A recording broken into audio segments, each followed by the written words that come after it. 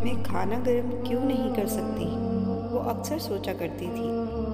क्या दुनिया का कोई हलाल काम ऐसा है जिसे करने में शर्म महसूस की जाए?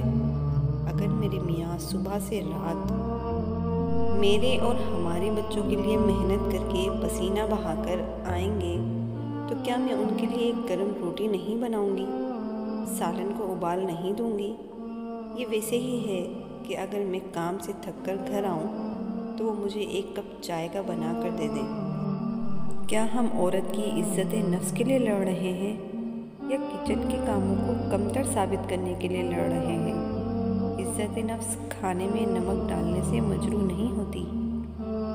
इज्जत नफ्स मजरूह होती है अगर वो खाने में कम नमक होने पर प्लेट उलट दें। इज्जत नफ्स नाम लेकर चाय का कप मांगने से मजरूह नहीं होती। वो मजरूह होती है अगर नाम लेने की बजाय सख्त लफ्ज़ या गाली का इस्तेमाल किया जाए। दो इंसानों ने एक चार दीवारी में साथ रहने का वादा किया है तो गर्मी में किसी को तो चूल्हा जलाना पड़ेगा और कोई तो सूरज की तेज़ रोशनी में मेहनत करके घर से बाहर निकलेगा। पसीना दोनों का ही निकलेगा और जब मोहब्बत साथ हो तो अपने रुमाल से बखुदा एक दूसरे का पसीना पोंछने में बहुत लुत्फ़ आएगा।